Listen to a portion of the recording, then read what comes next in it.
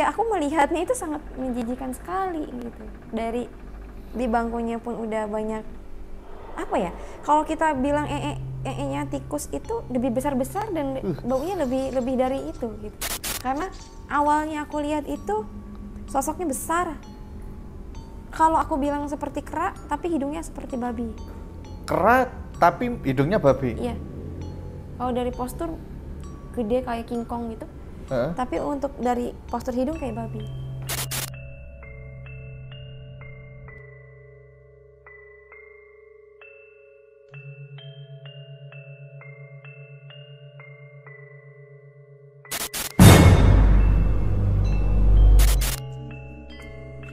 Kali ini ya, di kesempatan kali ini kita akan bahas tipe makanan, tapi dia bukan berat sih, lebih ke ringan ya Kak Maya ya. Ya kayaknya. Ya kayak lebih ke ringan ya, wis pokok. Memang porsinya nggak terlalu banyak. Porsinya ya, wis pokok ya, gitulah. Itu terkenal di Malang. Ya sekali lagi masih di Malang lah. Nah kemarin memang Kak Maya itu sebenarnya nggak percaya kalau tempat kayak gitu tuh ada. Terus tak ajak, dan memang Kak Maya itu kaget bener karena tempatnya memang ya hidden gem ya, hidden gem kita ngomong. Ya wis, kita akan tanya apa sih yang dilihat sama Kak Maya.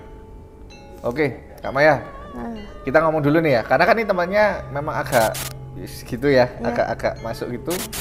Itu Kak Maya sebelum kita ngomong pada saat mau deket itu Kak Maya kerasa apa sih? Itu dulu. Bau sih. Bau? Bau apa nih? Kak Maya nggak cerita. Aku merasa kayak bau dari suatu binatang yang aku nggak tahu nya binatang apa gitu. Baunya tuh sangat menjijikan, dan kayaknya aku buat nginjekin ke tempat itu aja sorry tuh saya gitu, bukan maksudnya menghina tempatnya gitu, tapi memang baunya sejijik itu. Oke. Aku dibiarkan makan loh guys. Gimana lo? Oke.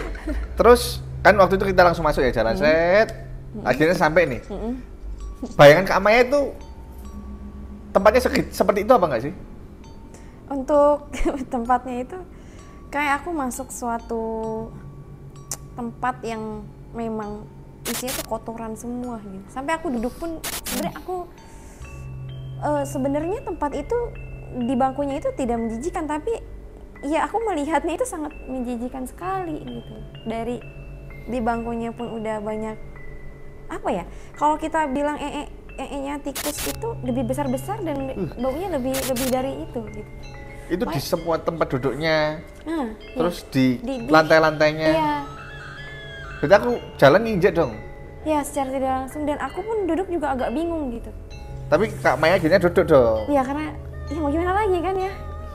Untuk berdiri antriannya juga cukup. Gitu ya. Rame banget tuh soalnya guys. Oke. Terus Kak Maya lihat sosok nggak? Aku justru sosoknya itu udah menjadi satu kesatuan dengan si ibu yang melayani itu. Karena awalnya aku lihat itu sosoknya besar.